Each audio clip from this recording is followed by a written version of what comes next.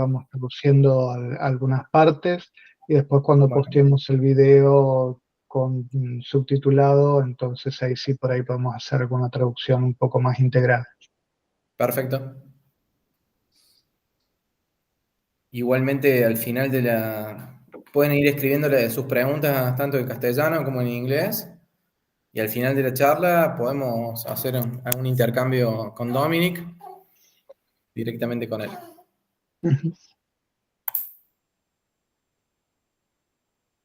Okay.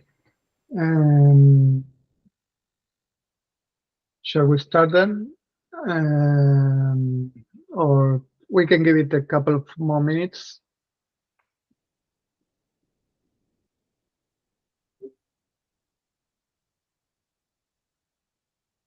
So nice, nice picture, Dominic. Where is that? Is that Edmonton? No, this is in the Canadian Rockies. That's called Morin Lake in Banff National Park. All right. Yeah, we have beautiful. Yeah, I think you have beautiful mountain down there as well, right? If I'm not mistaken. Yes, yes, the Sanders. Yeah, nice touch with the two flags. Hello, Dominic. I wanted to introduce myself. I'm Federico Tessing. I'm the executive director of the LCI Argentina. So thank you for being present with us here today. Happy to be here. Tell us about your experience in Canada, about how you were able to form the LCI Canada. So we will be very greeted to hear about your experience.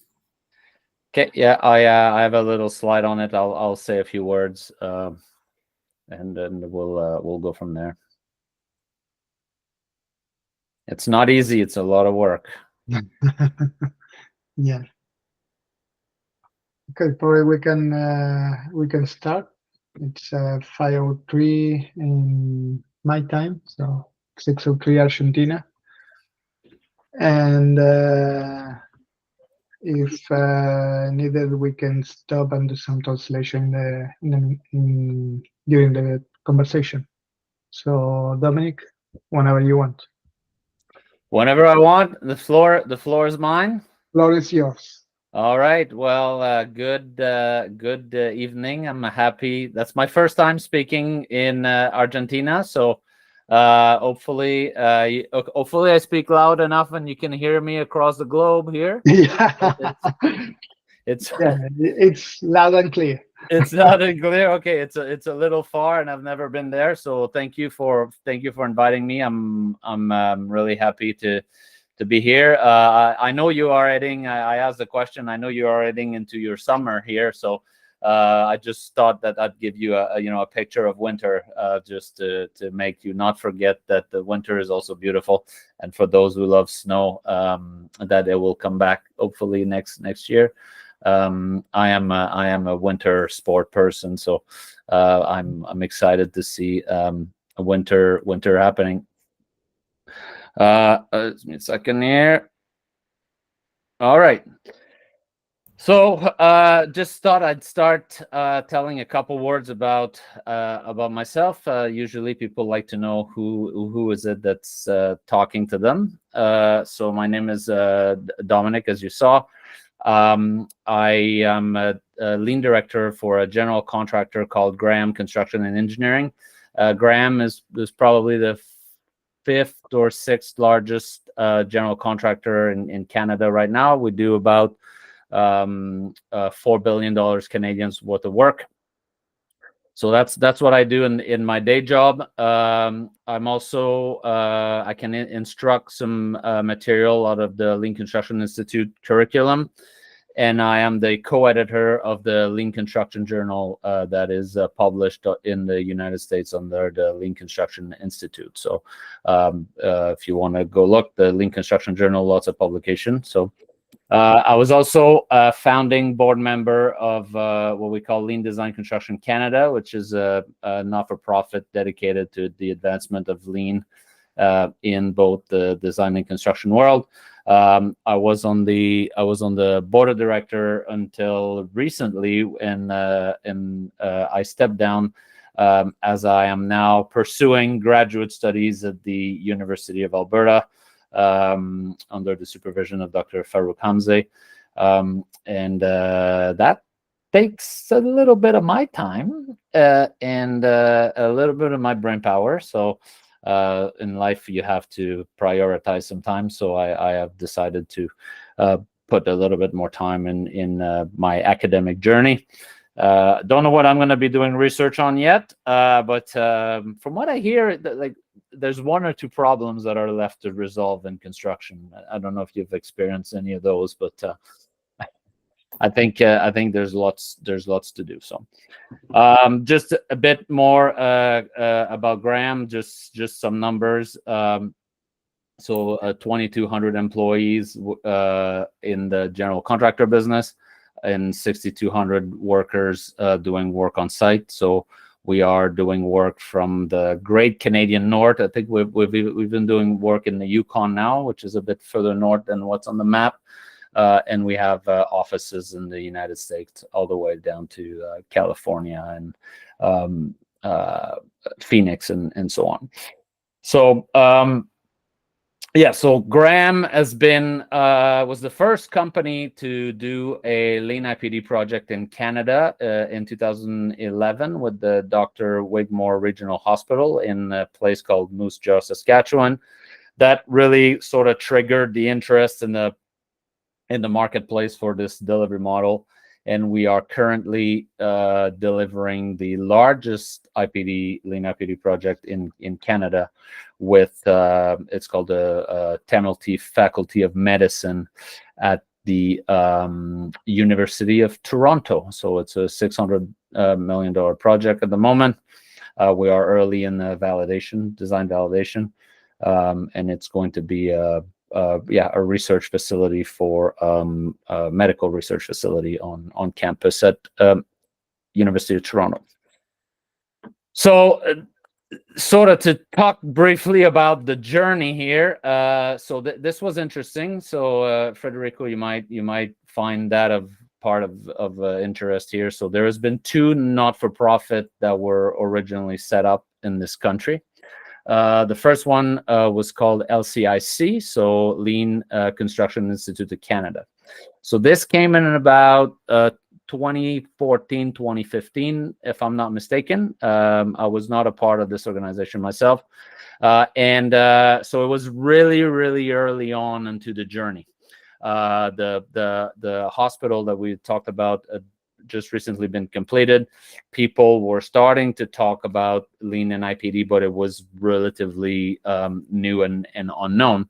So there's a group of individuals who got together and tried to form that initial organization, and they struggled to keep it financed. They were struggling with sort of fundraising, and basically what they ended up doing was spending most of their time chasing money, trying to stay afloat and trying to survive. And none of the sort of people involved, who were all early adopters and early practitioners, got to really do the things that they wanted to do, which was speak about Lean. They got busy into running a not-for-profit. And so one of the things that happened, I think it was around 2016, 2017, is they approach what we call the Canadian Construction Association. So it's a national organization that welcomes anybody from the industry, whether they're consultants or general contractors or contractors. But primarily, their mission is to lobby the governments and take care and advocate for national issues related to the industry. And most of the organization that are backing this sort of a group was general contractors. So it sort of got caught into another organization that also profits from selling courses on litigation and traditional contracting and project controls and all of these other things that you would normally associate with traditional construction. and so lean sort of became this, you know, footnote or this thing on the side that says, well, and if, you know, we sell you all of this, but if you're also interested in that, we have this little group on the side that could help you. And so it didn't really get the, like, we got access to the entire group. Well, they got access to the entire group of participants from the industry, and they got a national stage, if you will, but it didn't really get the drive or the, because it got caught into the governance of another type of not-for-profit with a completely different mission and a completely different sort of objective. And so it kind of went along for a few years, and then eventually it just became a committee of this organization, and it didn't really go anywhere. And so a couple of years ago, 2022, so we tried to move the logo over, or sort of get the organization back. They didn't want to let it go, and so the industry got together and created a new not-for-profit called LEAN Design Construction Canada, which I was on the board as a founding board member and vice president up until this year. And really now, what the difference between now and 2015 is that now there's several projects that are using Lean IPD. It's a more sort of mature and known concept in industry, and there's more interest. And so now on this sort of second go around, it is a bit more of a viable model. People know what we are talking about. There's an interest and there's a desire to be a part of this organization. So from a vitality perspective, it's got a much better chance of surviving on its own and sort of maintain this independence. So that's so my sort of recommendation here would be, if you're a really, really early adopter and you're really excited, just make sure that before you get that whole machine rolling, that you create a group of participants and sort of, but also maintain your independence. Because to me, that's really important, right? Because a lot of what we teach in lean construction is about changing the way that traditional construction is working. And so if you're constrained by that sort of traditional mindset, it's difficult to advance. So we sort of lined ourselves up around this came from Willicted in the US, this sort of triangle model that says that there's three components to lean construction. There's a commercial aspect, there's an operational aspect with the last boundary system and target value delivery and those sort of thing, and there's an organizational aspect, which is how is it, or how does that sort of permeate in your company or in anyone's company as corporation. So there's sort of a three-faceted aspect. And so in Canada, just briefly, we deal with the same issues. You've seen those labor productivity curve. We have the same issue as we experience in the US. I'm sure you're experiencing in Argentina. We got issues with productivity. We got labor shortage. We've been flatlining for years, and so people are trying to figure out, what is it that's going to get us to where we need to be. And now that everybody talks about AI, I'm sure you got the same thing in your part of the world. And the thing that we never seem to be talking about is people, right? And so to me, that's the key problem, or the key cornerstone of lean construction, is bringing people back at the center of construction, and stop trying to think that technology is going to solve problem for you, or that software are going to solve problem for you, or that AI is going to solve problem for you. Construction is a people business, and we need to bring people back in the business. So that's perhaps just me as a general contractor that feels that way. I'm sure the trades feel the same way, being caught between the contractors and the owner, and I'm sure the trades feel the same way, being caught between the building and the general contractor. But we have this issue, and when you start to dig into what is it that's happening, there's nobody that's responsible for this. Ed Deming talked about this being a systems problem, not a people's problem. And so we got to, sort of take a step back and say, well, why is it that this pendulum is going, and why is it that this poor man is getting beaten up, right? And there's something above that we can't see, but that boulder or that metal ball is attached to something, right? And there's something that's making all this sort of issue happen. And to me, it's how the system developed over time. And so we have sort of these illusion created in our mind about what is there, I'll say, and what isn't, right? And when you look at this image, can anybody see a triangle? Anybody sees, Matthias, do you see a triangle in this image? Or Federico? I don't know if you can see. There's sort of a triangle, right? Yes. Yeah. Triangle. Yeah. So when I ask you the question, is there actually a triangle there? No, it's in the absence of, in the space in absence there, you can figure out that there is a triangle, but that's not really a triangle. Yes. Yeah. So your brain tricks you into believing that there's a triangle, but really all there is here is 3 circles with a pie taking out of it. They just happen to be perfectly oriented in the way that your brain envisions that there is a triangle. But in reality, there is no triangle, right? So we have a lot of the same illusion happening in our industry. We have the illusion of project control. We have the illusion that the models in 3D is just going to be, greater, and our ability to see what happens is just going to make everything, so much better. So we got to be able to see beyond those illusions and say, well, what is actually there? And I always like to show this image, of a model and to put them side by side. So this is the same hospital, right? And this is the same place in the model. And there's a picture on the left that is what was produced by our consultants and engineers. And there's a pictures on the right, which is what was produced by the trades.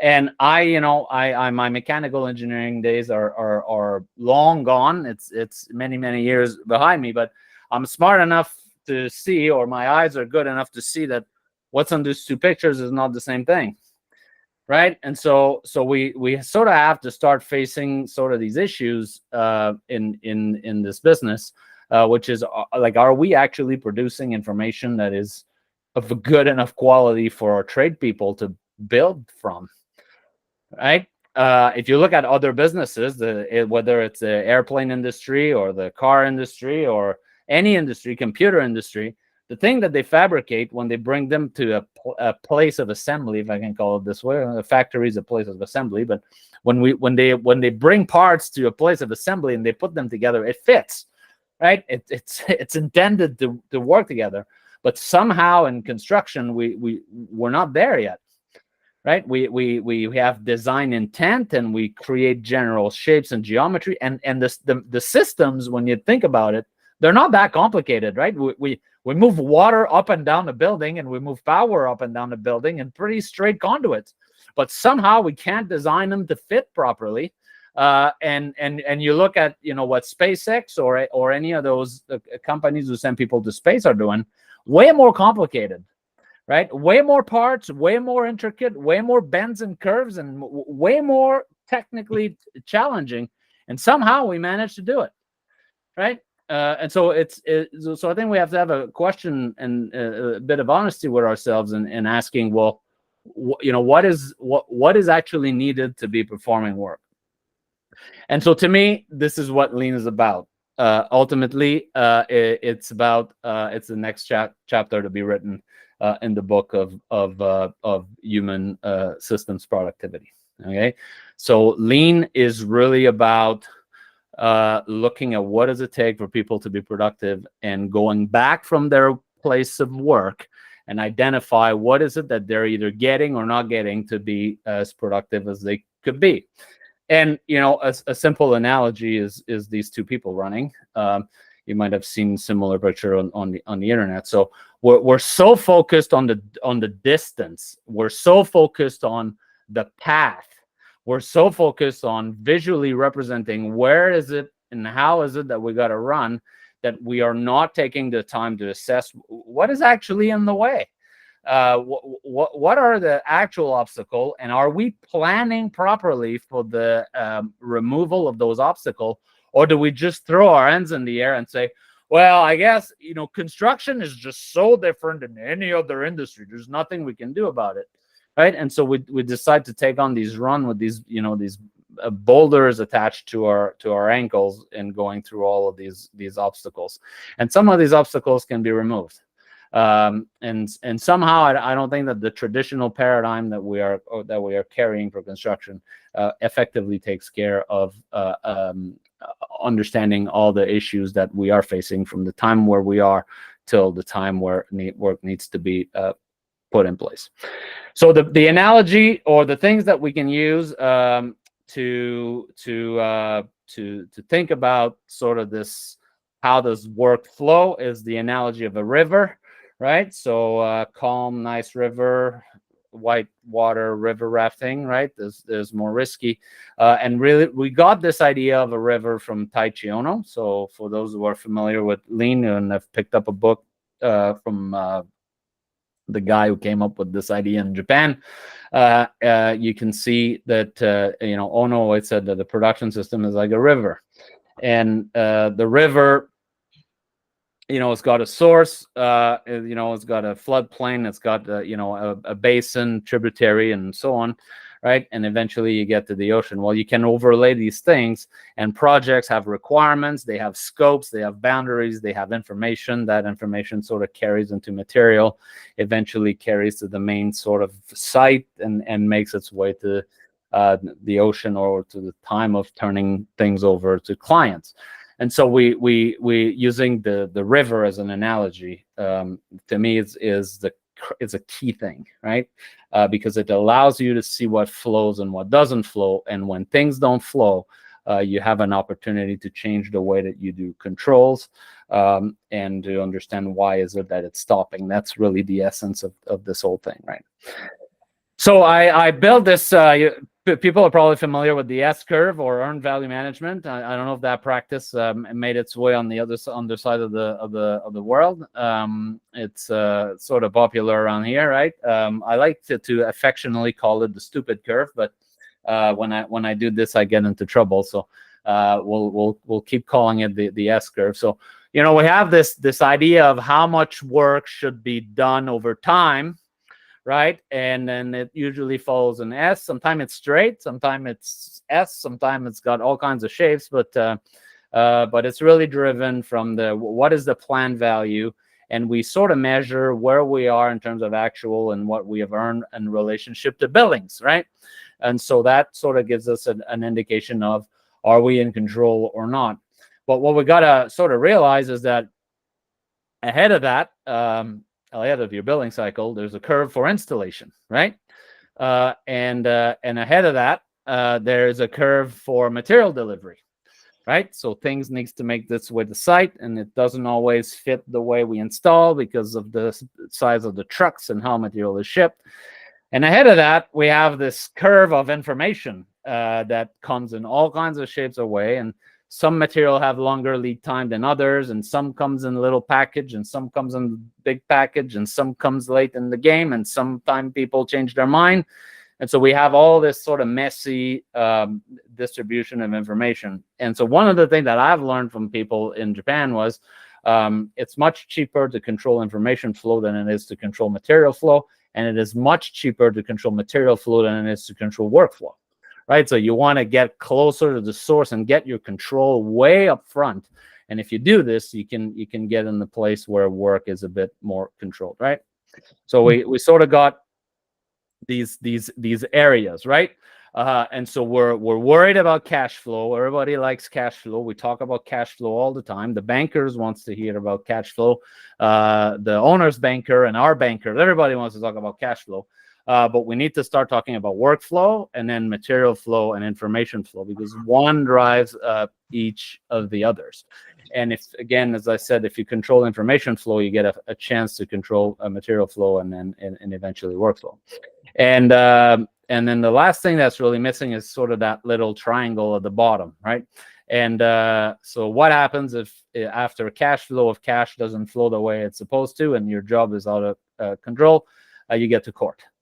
right? And then there's nothing that flows in court, right? It's really about how much money do you have and how much can you delay the proceeding, and can you? It's that way in Canada anyway. Can you push people to defeat and have them abandon their ideas and sort of wear them out, right? But really, it's sort of the point that I want to make here is to sort of focus our control a bit earlier on. So next thing I want to talk briefly about is this idea of the commercial aspect, so the sort of black side of the triangle, and this is really related to relational contracting or integrated form of agreement or IPD, or now what's slowly starting to happen in Canada is this idea of alliancing. So I just put a list of public client now pursuing relational contracts. They're primarily public owners, so school district, municipalities, government, public utility companies, universities, and so on. So, but those are sort of a landscape of companies or owners right now who are pursuing these sort of type of relational contract. It's fairly popular, and it's sort of growing. I sort of put this little chart, over here. So it's been over 13 years now, so 2011. Alliance has been about 2 years. It's in British Columbia. There's some hospitals that are being built right now using the Alliance model. We probably have 60 to 70. We're probably even above that. I'm not sure if we have not even broken the hundreds or getting close to that. We sort of lost track of how much are actually being built using Lean IPD. It's growing in popularity. As I said, 3.2 billion in potential project now. And people are starting to talk about wanting the IPD feel or the Lean IPD feel in other procurement models. So we're starting to see language in construction management or in design build or progressive design build. So people want the best out of this sort of relational contract, but in other delivery models, whose client can't always go like full on IPD. I think Alliance will catch up in volume. It's a matter of time. Most of the projects coming Alliance now are above $500 million. They're like billion-dollar hospitals, and so it's a matter of time before financially it gets through it. Just a quick map of the world, just because I always find this funny to be extremely interesting that, some ideas around target costing and that originated in Japan made their way to BP in the North Sea in the 1990s when they were trying to develop these oil platforms to do offshore drilling.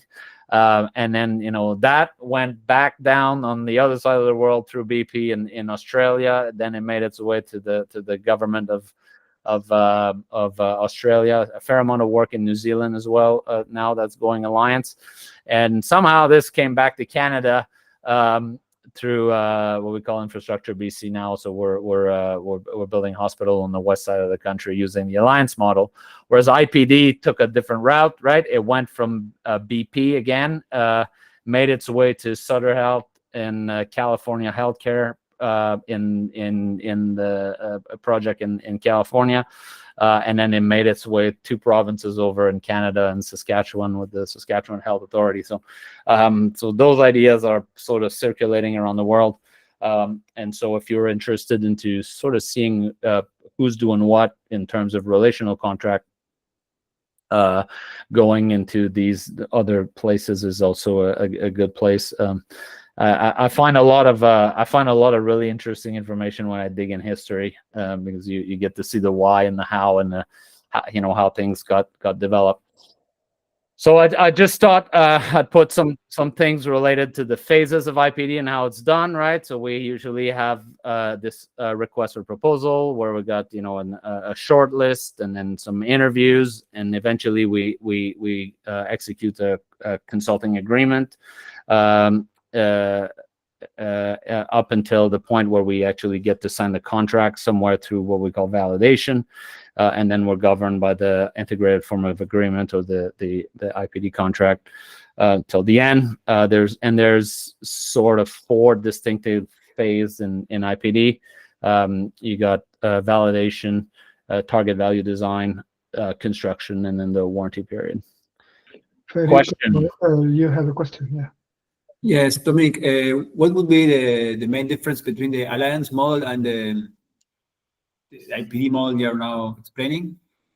Yeah, so there's a couple differences. I think there's some differences in the governance system. So Alliance has an alliance manager, and then all the signatory of the agreement are what we call the alliance management team. So AMT at the top, they have to make decisions that are unanimous. IPD changed that structure a little bit. So you don't have an alliance manager, you have a project management team. So you have a group of people making decisions for the project. That group of people need to make unanimous decision. But if they can't get there, they can't, because unanimity is a difficult threshold. It goes up 1 levels, and then at the senior level, you have a majority vote for decision related to the contract. So some minor changes in the governance structure. In IPD, the company's overheads, so indirect overhead, in IPD is part of the cost of the work. In alliancing, it's at risk. So there's some minor changes or differences in the financial arrangement as well. And then they have different acronyms and terminology and language specifically. But all in all, so IPD was modeled after Alliance. Okay. And my understanding is when they modeled the integrated form of agreement after Alliance, there were some issues that they discovered out of what was happening in Australia, and they made some of those adjustments to make it better suited to vertical work or the building environment, because most of Alliance projects seem to have been executed for mining or industrial or infrastructure project. And those are typically projects where you have a fair amount of self-perform. I don't know if that's a term in Argentina, but where the general contractor does a significant amount of work themselves. Whereas in buildings and in Canada and the US anyway, general contractors typically don't perform much work. So it's all subbed out to third-party subcontractors.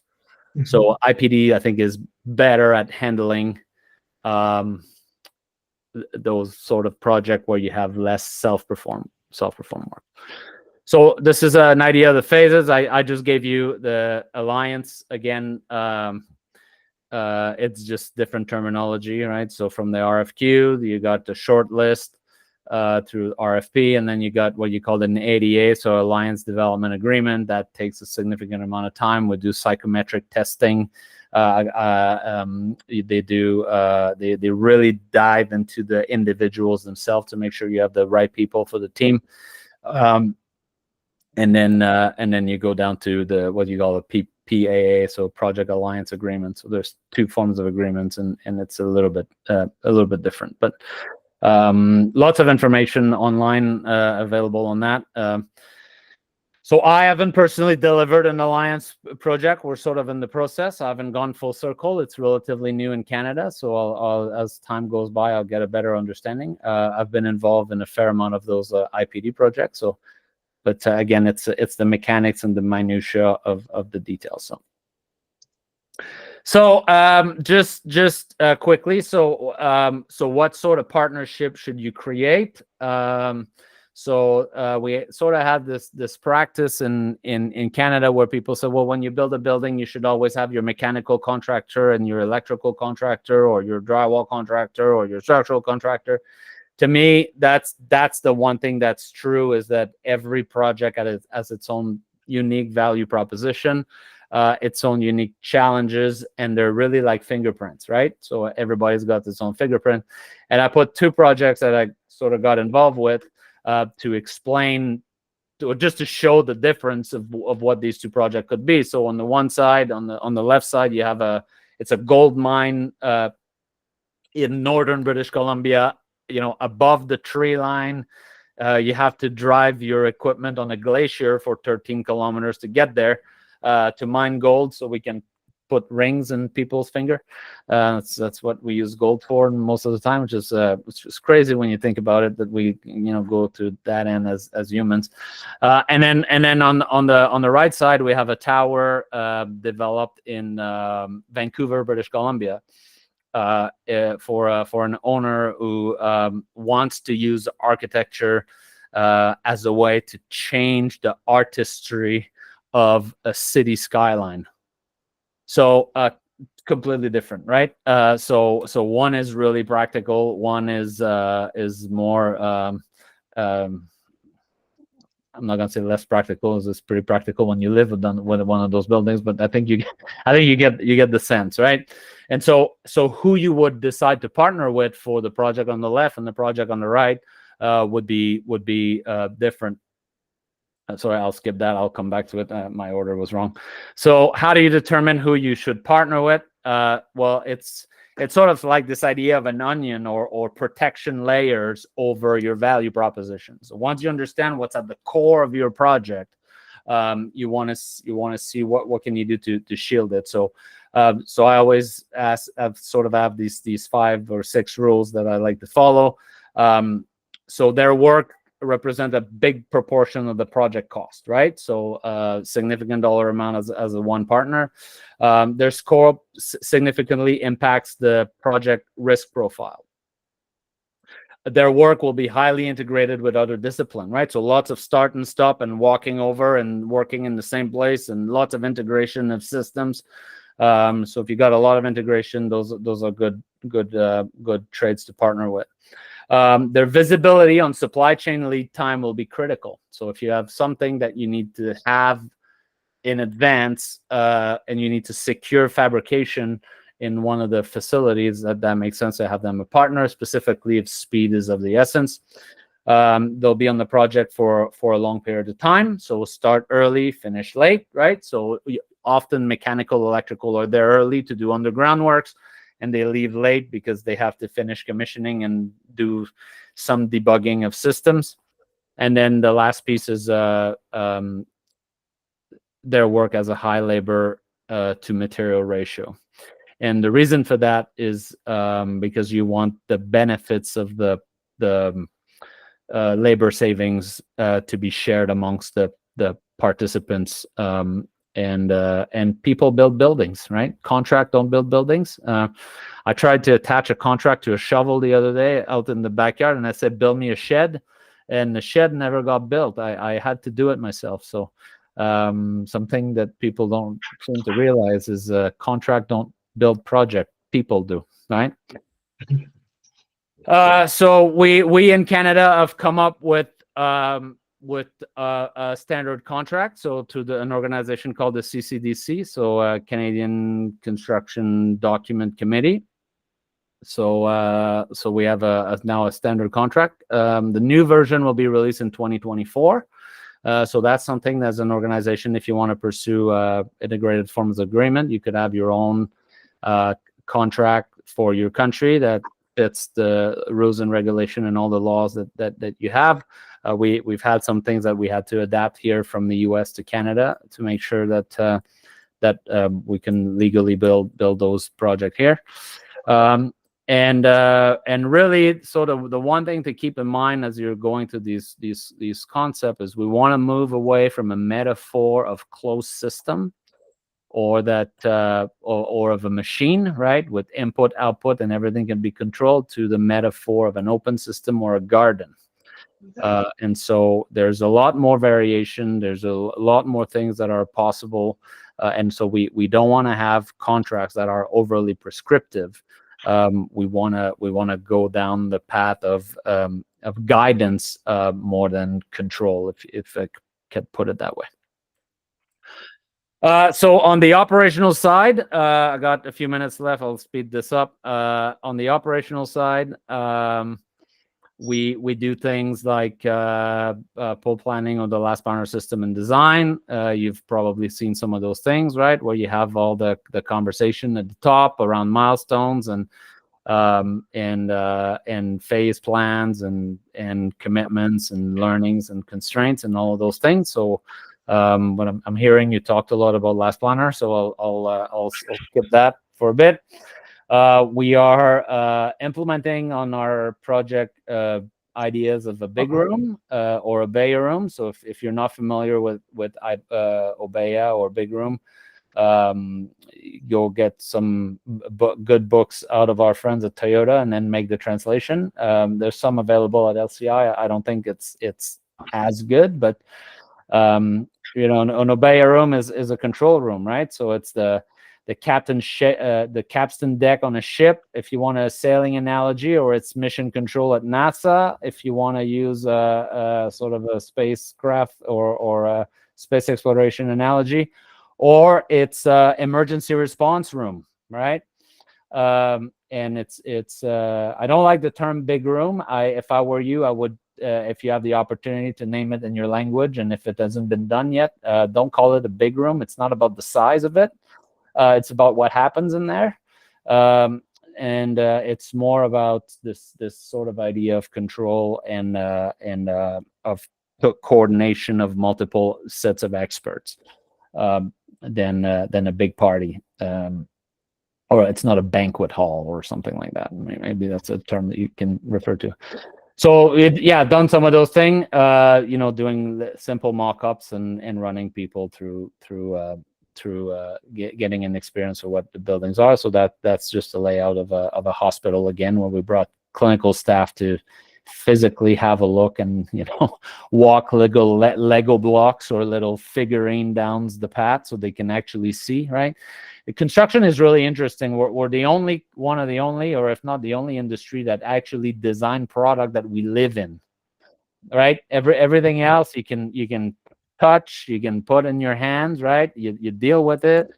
But buildings, we actually live in them. And so what's interesting is our perception, and the architect will be able to tell you this, that we don't there's lots of time where we don't really get the feel for what it is that we're doing until we're inside of it, or until we have a much more sort of visual and tactical understanding of it. So yeah, and then bringing the trades into doing proper virtual construction, right? That is actually going to be built the way that it is actually going to be built, right? Shocking idea. If we take the time to model it, let's just model it in a way that it will work.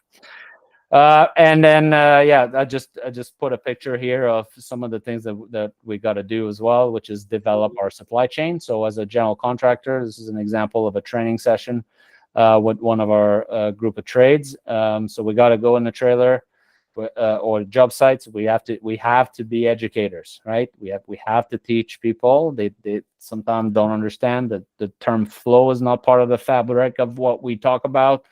And because it doesn't necessarily mean that people know, right? So that's part of my life. It's probably 50% of what I do is go from job to job, bring people in the room, and every time it's to start again and explaining what is it that we're trying to do with flow. Why do we want your participation?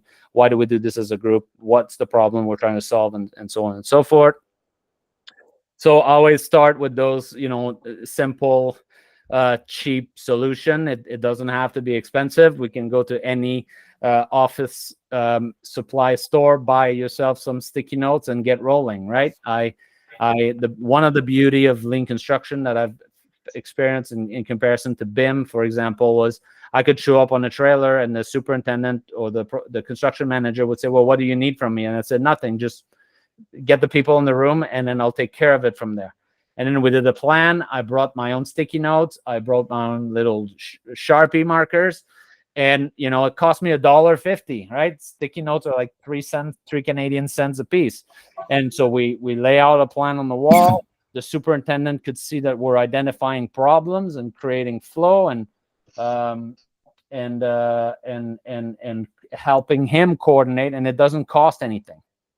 Right? It's different than, well, you need a software and the license is so many $1,000s, and then you're going to need to learn the software, and then you're going to need this person and this person and this person to learn it. So the barrier to entry is very low. And so we got to keep it that way. If you make it too expensive and too complicated for people to start, they won't do it. So keep it as simple and as cheap as possible. And eventually, once they understand the benefits of it, you can start to add things like technology. So there's all kinds of platforms. I'm sure you've all seen them, but I wouldn't start with those. This is just sort of my recommendation. Start with the analog solution, and then move on to some sort of digital platform. They all work a little bit differently anyway, and they all have their pros and cons. I don't have any favorite ones. Because nobody cut me a check to sell one specifically. When that happens, I'll have a specific favorite one. But right now, I'm still shopping for sponsorship, which I haven't gotten yet. Right. Some of the challenges that happens in the marketplace. So something you might want to consider inside of your LCI is what is the standard that you want to teach? Because what we got here is we have various general contractors doing things like last planner system or big room or planning in different ways. And so we started to hear this from the trade community that said, well, this is not how such and such does it, and this is not how this company does it, and this is not how this company does it. And that sort of created some problems. So if you can try to get all the major players in your marketplace to agree on a starting point and a set of material that you will disseminate that says, start here, and then you can modify and adapt to your own needs, but you need a sort of a common starting point. I think that would help reduce confusion. And then I'm running over time here, and I want to leave, but I got 4 little slides, and I want to get through it. The last piece is organizational. So what do you do as a company? And I think you need 4 things. And I made an analogy with a pizza. So because everybody eats pizza, I'm sure there's pizza in Argentina. It's not red meat, but everybody loves pizza, right? Who doesn't love a good pizza? So you need 4 things, right? Number 1, you need the crust. If you don't have the crust and you try to move the other ingredients in and out of the oven, you're creating a big mess. Direct leadership engagement. If you don't have leadership, forget it. You need expertise inside your own company. That's sort of the secret sauce, right? The taste is in the sauce. You sort of hide it, and you don't tell anybody what you put in there, right? That's your personal expertise. You need an integration with your base system. So whatever you're currently doing for project control and those sort of things, it needs to talk to each other. It needs to sort of connect, because you don't want to start to say things to project teams that goes in opposite from what your corporate office is saying. All right. So that's 3. That's sort of the meat. And then you need to be able to go in and coach project when the project needs help. So that's sort of this readily available coaching. So that's the other part of what I do. So go in the project and then help the team develop this. It's about investing in people. That's my other thing. You need both the project manager and the construction manager to buy in. If they both buy in, you get excitement. If the construction manager doesn't buy in, you'll get disappointment from your project manager. If your project manager doesn't buy in, you'll get frustration from your field team, your field superintendent. And if nobody buys in, you got indifference, right? And so I will pick excitement and indifference over frustration and disappointment. We don't need to add problem and burden to people. There are people who will not buy into what you're trying to do, and that's okay. We don't coach every project. If any company tells you that they do lean construction on every one of their job and it's perfect, they're lying. It is not possible. It is not possible. So one of the things that I've sort of done, or that I do an assessment of when I go into a new office or a district, is you can sort of, profile people. That perhaps is the wrong term to use, but I look at all the teams, all the construction manager and all the project manager.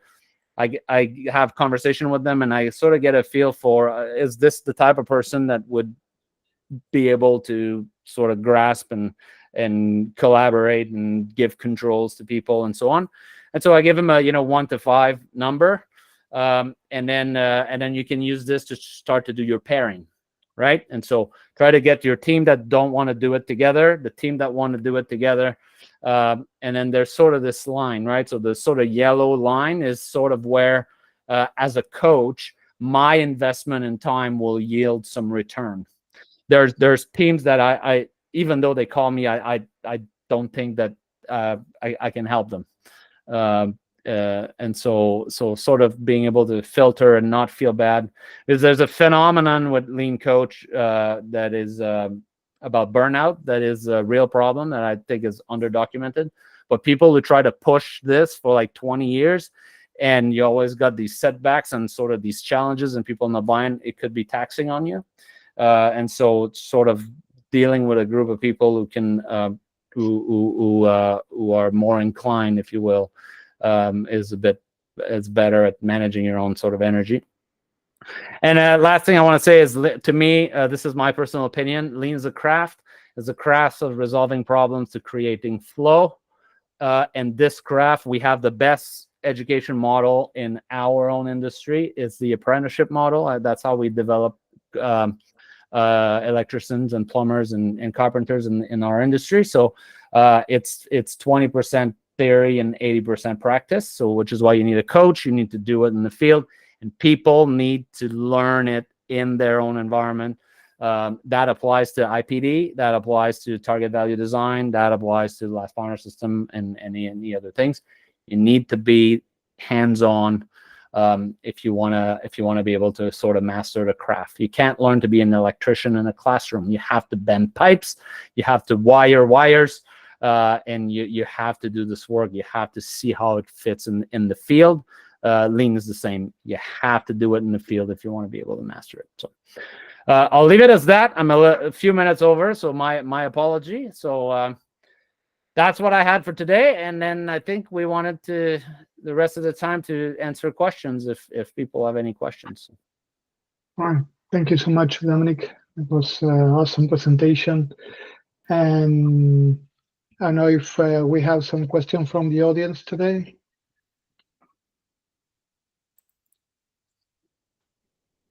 Yeah, Federico. Dominic, well, thank you for the presentation. Great, everything you have explained. When you mentioned about the big room in the design and construction case, is it you put together in this room designers and construction field people in the same room for the whole project, so they don't go back to their offices in the central, or they stay there? What could you tell us a little bit about that situation? Yeah. So the idea, so there's two sort of variables. So on larger project, we end up doing what we call co-location. So if the designer have a team that will be 100% dedicated to the project, and so we try to bring everybody under the same place. So you're basically creating a temporary office, if you will, with all the parties of the project, and you want them to work in the same place. A good person to drive this process is the owner.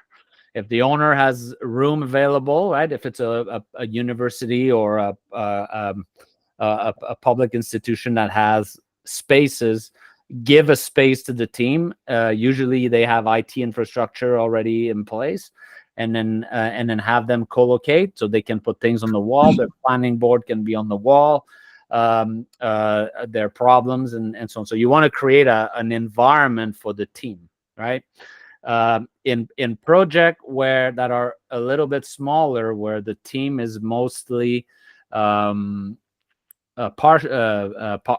part-time, we are doing what we call big room days. So it could be a full day a week or 2 full days a week, where people are asked to come into this common space and work together. And in this space, we organize them by what we call pits, or project implementation teams.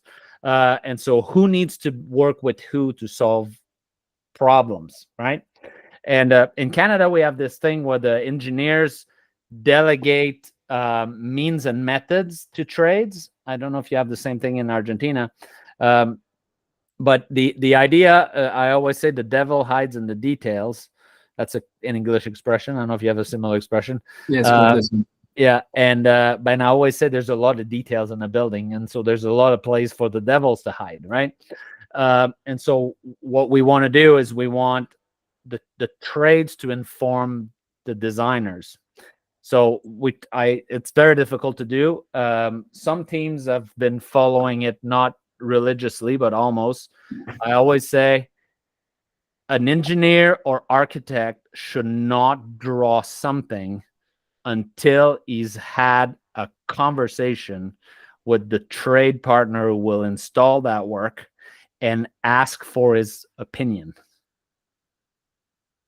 Okay, so I am thinking of the envelope looking this way. Sketch it, draw it on paper with pencil, but get input from the people who will assemble it before you draw it, right? And so because that's the piece that's always missing. We get design that then get critique and said, I can't do this, or this will be too expensive, or what were you thinking, right? So we want the practicality to be incorporated. It doesn't mean that the architect is not going to do it, but at least ask and see what you can learn from the people who are doing the work before you draw it.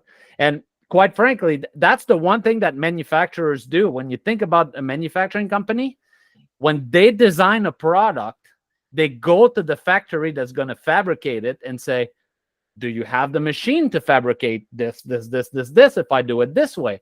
And if the company says, yep, we have machines and we have capacity, that's how it's designed, right? Yeah, it's like in a manufacturing environment, it's easily to vertical integrate all the design and the trades and the manufacturing. And what we are trying to, of course, in our industry, it's not possible because it's separate trades, separate companies. What we are trying to do is get closer, or systems that get us closer to, simulate that situation, where we are integrated. Yeah, just ask. Under one roof, under one project. It's like we Yeah. I have an example. So we were doing it was called University Commons. So there's two contracts. So there's a base building contract, so core and shell, so building envelope and the structure, and then so that was $120 million, and then there was going to be a subsequent contract for the fit out, so all the interior finishes.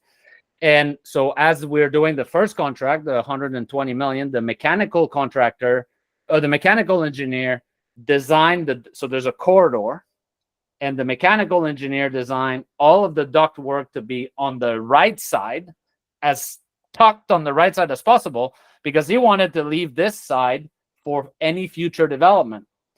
Really great idea. There's no issue there. Logically, it made sense. So we are reviewing the model with the trades, and so there was a duct work that was probably 320 millimeter, more than that. Anyway, pretty thick, right? And so the tradesmen come in, and it was 6 inches, or I got 120 millimeters, more than 120, 240 millimeters from the wall. So the tradesmen come in and said, I will not be able to go seal the joint.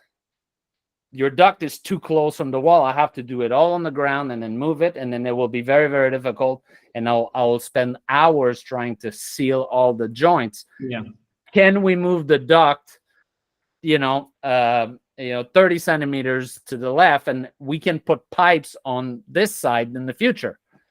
And everybody says, yeah, this, right? So, but at that moment, everybody realized that the engineer had never held a piece of duct in a ladder, or had never sealed a piece of duct. Since the whole process, maybe, yeah.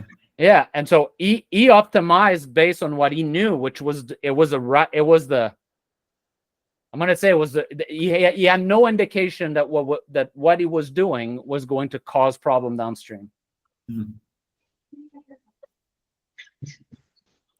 So yeah, so we want, that's sort of the idea. Right? We want to bring the knowledge, and there, I'll give you another example. So we were building a school, and it was mass timber, and then there's a big steel beam that needed to be installed somewhere, and so sort of going through the steel beam, and they're explaining their idea of design. And then the structural steel fabricator comes and says, you know, I had a project canceled 4 years ago, and I have a piece of steel in the back of my shop that I don't know what to do with. I was going to cut it into pieces and send it to the junkyard. It's too big for what you want, but I'll give it to you for the price of scrap, just to get rid of it.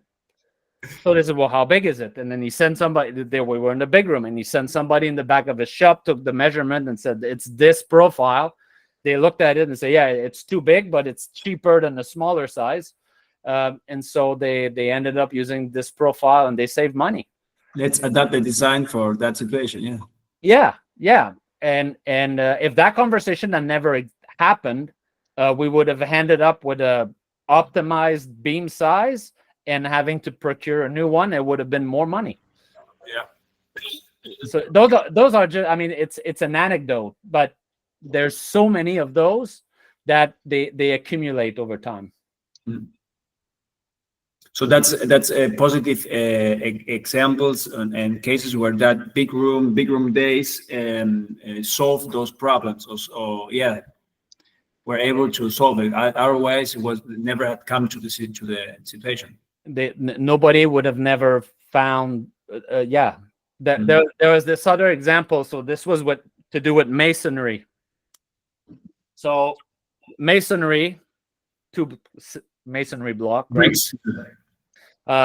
And we're trying to do a corner, and they don't want it to look that way. They don't want it to look that way. They want it to sort of look that way.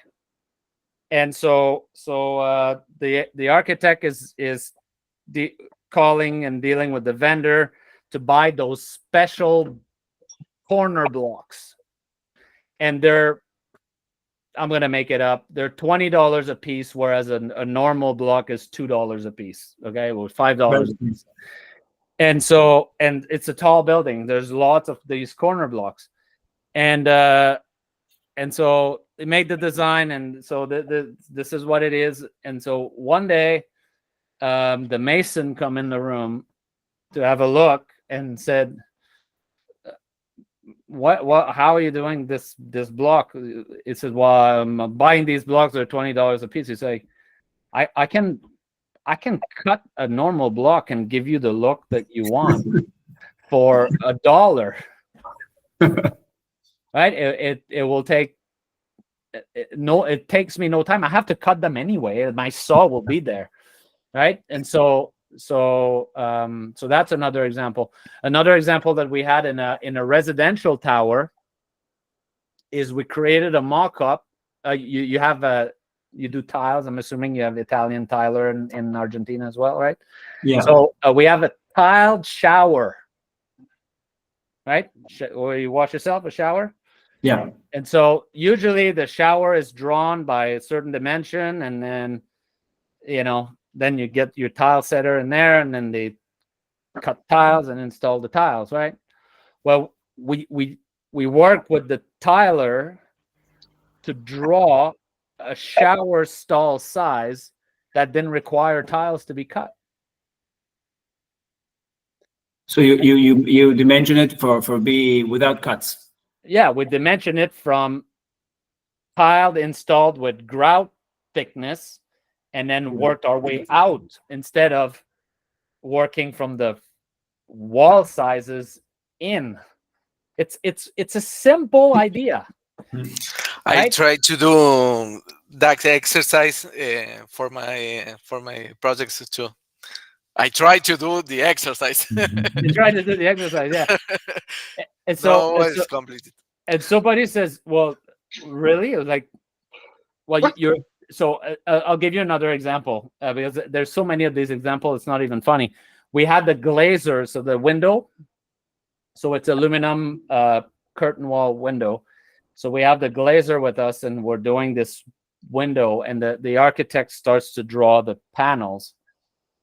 And he said, I buy my glass this dimension by this dimension. If you can stick to this dimension, and I don't have to cut any of the glass, you can get 20% more glazing for the same price.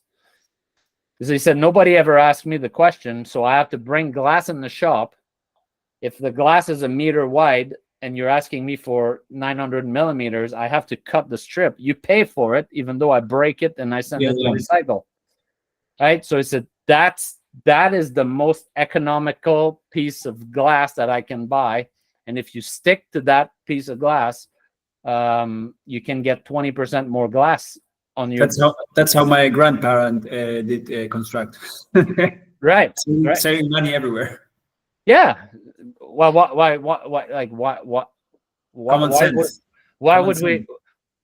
would we want a glazing vendor to buy 1,000 square meter of glass, to take 100 of those square meter, cut it and throw it in the garbage, for us to install just 900 in the building, if we can take 1,000 and put 1,000 in the building? Yeah. Like, why would we want to do that?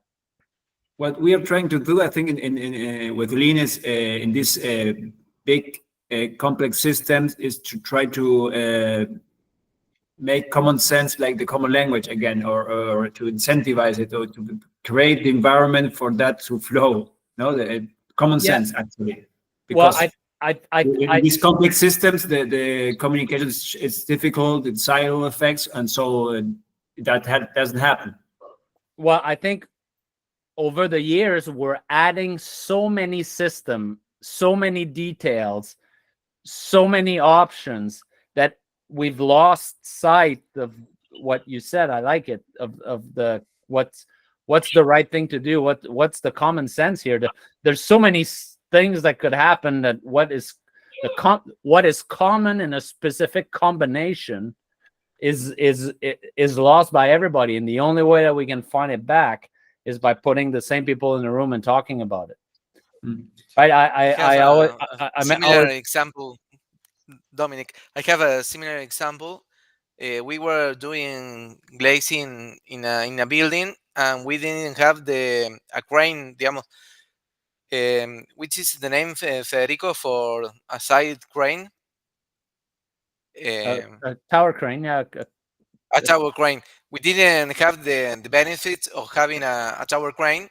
We needed to move all the glazing throughout the building, or throughout all the stories. So we have to design all the beams, all the concrete beams in the building, to be able to manage a trolley that had the angle, the right angle, to get to manage to get the gap between the two stories, and to let go the facade. In that example, all the designers and the engineers all came together, that they could make slimmer beams to be able to move all the glazing through the building to all the apartments. I was shocked. Like in 1 hour, we solved, like, I don't know, like 20 or 30 problems. And I was looking, and they were talking together. I was only looking at them, and they do all the design and all the changes. Yeah. Yeah, there's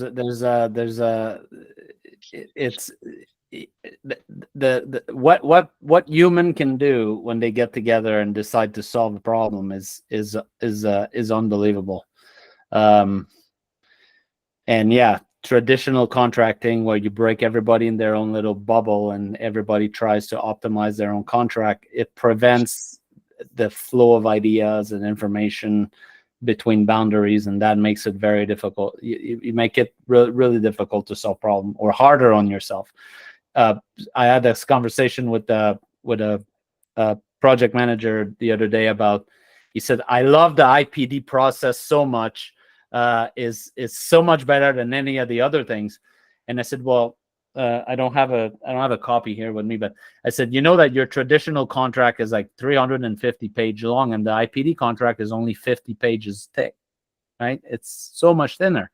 So I said, it's not that you like the IPD process, is that we don't have all the process that you have in other contracts that don't work in your way. That's why it's working. You have everybody in the room, so we don't do RFIs. You have everybody in the room. We share risk and rewards. So we don't need change orders. There's no need for process in the first case because the whole putting just the people together in their room solves a lot of those. Yeah, we don't need. I don't know if you do this. We have this practice in Canada where we have a schedule for the owner, and we do a schedule for ourselves, and we have a schedule for the trades. So the trade schedule is usually faster than our best or our self schedule. And then the schedule for the owner is what we told them we're going to do in the agreement. So we have 3 schedule, and then the owner does their own schedule and the trades do their own schedule. So I don't know how many schedule we have, but we have a significant amount of schedule. And so we are on one of these projects, and the owner comes in one summer and said, I'm going to hire a summer student. And that summer student is very interested in schedules. Can we have him schedule the project? And he said, the owner said, well, I'm paying him out of my pocket. It will not be project cost. So we said, yeah, sure. So the owner employee managed the schedule for everybody. The building needs 1 schedule. Doesn't need 15, doesn't need 5, doesn't need 2, needs 1.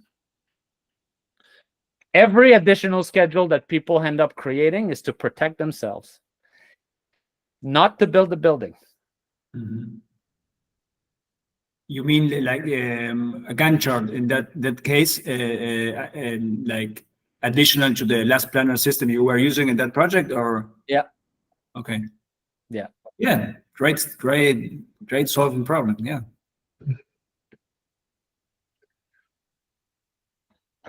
All right. Do we have any other questions? Any other topics for Dominic? No? There was so good information, and one more for like LCI organization you mentioned at the beginning. So you've got a first try, and that like was absorbed by this national chamber. In our case, we are independent and we collaborate with the National Construction Chamber, but like more in some situations, or they give us the database. So we're more in a collaboration mode. How is your financial structure today? Is it like companies, these companies where you work at, our companies like sponsor this organization, this non-for-profit organization? Yeah, it's a not-for-profit organization. We did a survey of the marketplace, and we created a structure of membership based on employee count. So an organization of 1,000 and plus would pay more than 500 to 1,000, 200 to 500, and so on and so forth, all the way to a little organization of less than 10 people. So that's how we created the payment structure, to make sure that we had some sort of financial viability. And the other thing that we did is we purposefully reduced the cost of for the owners. So public institutions, because their government depends on the rules, but there's the public rules. So we want to attract owners, because they're the people who need to ask for this and drive this. So we gave them owners. You mean people that want to build buildings for them? I mean, yeah. Are they owners of buildings or owners of construction companies? No, what we call owner is the developers, or the people who own the building, the university or the cities or the towns or the Yeah. So they get also preferential maintain the ownership through the time also, not that they sell it just right away, that they own the building a couple of years along. Yeah, I think we made a distinction. I can't remember, it's been a while now, but I think we made a distinction between public owners and private owners or developers. I think those are a bit more expensive, but it's under 1,000, so it's not that high. And they should see the benefits firsthand. Now in Canada, it was primarily driven. I didn't mention that it was primarily a move driven by the general contractors, and we've struggled to onboard architect, engineers, and owners. In the United States, it was driven in part from day one by owners in Sutter Health and the people who own hospitals. So if you can get owners, public owners in your organization as fast as possible for them to see the benefit, it will accelerate. I believe it will accelerate your journey. Okay. Yes, great advice. And do you offer a services also like education, or what? Or only that's you don't offer like education? We offer education. Yes. Okay. Yeah, we in Canada it's a bit tricky because now we have like the Lean Construction blog and Doan. There's a fair amount of online materials, so it's a bit more of a competitive space. But we have created a curriculum, and we are offering training material. Okay. Yeah, and eventually we're not big enough, but eventually if we are of a decent size with a decent membership structure, we will use some of the funding that we get through membership to fund research project, just the same way that LCI does it, right? When Glenn and Iris and Todd Zabel started LCI, originally it was supposed to be a research organization, and now it's become a little bit more of a sort of a commercial enterprise that sells educational program and self-sustain that way. But originally what Glenn had envisioned was that LCI was going to be a central research organization, and that every communities of practice around the country would be affiliated with a local university, and that would be an avenue for industry and academia to collaborate and for information to be exchanged. They have not really reached that in the States yet, but we're really trying to push that hard in Canada, with Calgary, SAIT, and Edmonton with the University of Alberta, and in Montreal with l'École de Technologie Supérieure. So we're really trying to create this tighter connection between universities and industry. Dominic, easy touch, I don't know, less planner or other methodologies in the university nowadays, or right now it hasn't started yet? So the professor that dragged me into U of A, Farouk, is teaching a master's level classes on lean construction. So he goes over the concept of flow, the work of Larry Koskela, the last planner system, choosing by advantage, target value design, line of balance, location-based scheduling, all the work of Olli Seppänen, and the work that took place in Olli, I think, is in Sweden or Finland. TAC planning, he's got a day on TAC planning and all the work that the Germans have done. And somebody from your neck of the woods, he goes on linguistic language action perspective. It's not Famoso, it was can't remember the name. Yeah, so he's got a 12-week class and touches on every one of the system. I do, and others are asked. There's always a course in universities and undergrad and colleges. The school seems to be given like a 3 to 6 hour lecture on lean construction, and I've been, and other in industry have been asked to come in and speak to students about it. But we don't have a lean construction overall curriculum. I don't think anybody does. It's sort of this management aspect of civil engineering still. Yeah.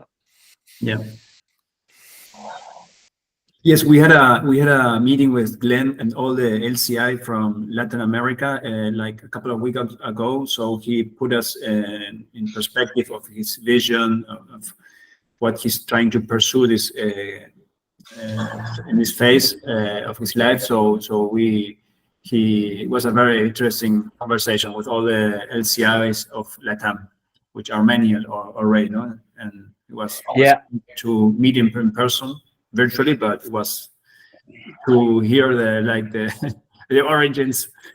Yeah, it's I get on a call with Glenn every once in a while. He was my reference to get to U of A, and him and I'll be participating in the next publication of the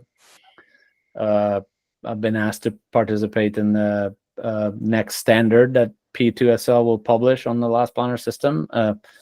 But yeah, it happened to me. I think it was 20. So I usually don't. I'm like Sergio, right? I pick up the phone. There's somebody I want to talk to. I just go for it, and I don't apologize. So, so what I was 2019. I was deploying the last planner system, and something didn't work, and I was being coached by a gentleman by the name of George. And I was asking him, and I was not getting the answer that I was looking for. And one day it hit me, right? And and he sent me all the slides, and he sent me papers, and he sent me all kinds of information. Like maybe it's in here, maybe it's in here. And so one day, my eyes goes on, and I said, it's like trying to find an answer in the Bible, but you realize that Jesus is alive. Right? And you're like, why am I reading the book? I'll just go talk to the man, right? So, so I put my book down. So I put the paper down, and I send an email, and I say, Glenn, I'm studying under this person. I have this problem. I don't understand. Can I steal 30 minutes of your time? And he's very generous. He gave me time, and then we started talking about things. So, yeah, we're still lucky to have the founder of this whole idea around, and any opportunity that I can get. I met Larry in France a few years back, Cosquella, who wrote the transformation value flow theory of production. Very interesting. So yeah, anytime you can talk to the founders, you take it. As they won't be around forever, and then eventually we're all going to be doing the same interpretation of the books, and some people will say that it's good, and some people will say that it's bad, and some people will say follow John, and some people will say follow Paul, and some people will say, right?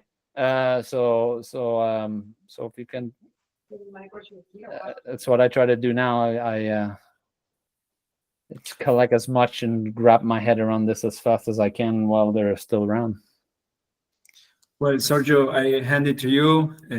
For my part, thank you very much for this conversation. Dominic, it was great to meet you and to know that we are in touch, Canada, Argentina, as countries. So hopefully we can have you in another occasion with other subjects. So Sergio, you can close it. Right. Yeah, thank you very much. Thank you all. Thank you, Dominic, for the excellent conversation today and for sharing so much information with us. And hope to have you back probably next year with a different topic. We will keep in touch. Always happy, and happy to come down on this side of the world one day too, right? I love traveling in the summer up here, so it's winter. I'll bring my skis. Let's organize a conference next to a ski resort, and I'll be happy to come down. That would be really nice. Bariloche is coming, but it's in summer, I think. All right. Thank you so much. Okay, thank you. Well, great, Dominic. Bye-bye. Bye.